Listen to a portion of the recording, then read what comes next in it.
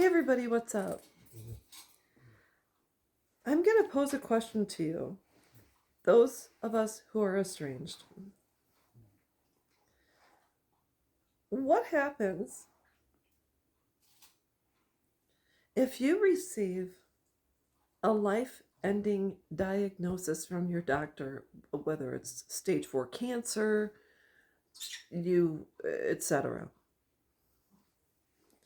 and your son or daughter has not talked to you in a month, a year, 5 years, 10 years, 15, 20, 30 years? What are you going to do? And what steps do you need to take in order to handle it with the utmost grace?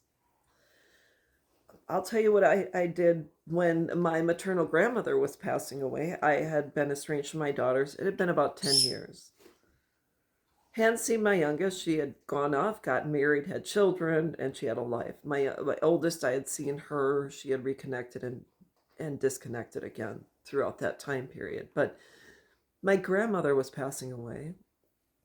And I told family members, call my daughters, let them know they should come and say goodbye to grandma. And they did, and I was ignored. And so, unfortunately, what should have been the last time I could have sat with my grandmother, been comfortable, been allowed to grieve the loss of the matriarch of our family was dispelled, diminished, and anxiety ridden. And so I'm going to let you know from experience how I would react if I had a do-over in this situation. And let's just say it was me that received a diagnosis of congestive heart failure. And the doctor said, you have a week to live. We're going to keep you at home. You'll have hospice. You'll be comfortable. You'll be in bed and you'll be able to spend time with loved ones. I'm letting you know right now the time to rest is when you have limited time in which to spend with people who have had your back, who love you, and who have been there all along. You can open your door to your son and daughter,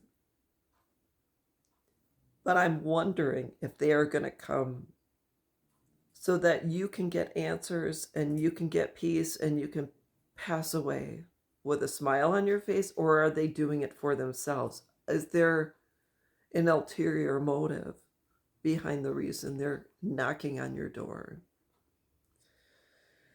This is something we have to grapple with, because when we raise our kids, we think these are my kids, I'm a mom, this and that. A lot of your identity was wrapped up in them.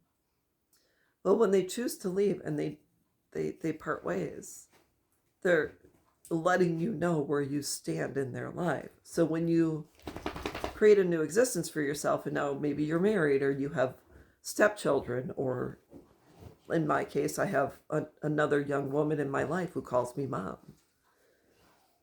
I want to pass peacefully and around other people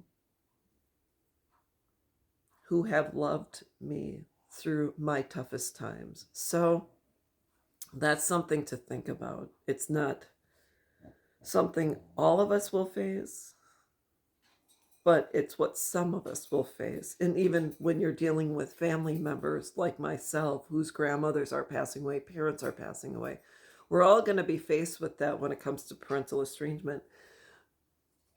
Do you have someone reach out to your son or daughter? And if you in your heart say they should know, I think it's imperative that you let other people know. They can come, but I prefer not to be present. I want to remove myself, be twice removed from not being able to grieve the way I normally would.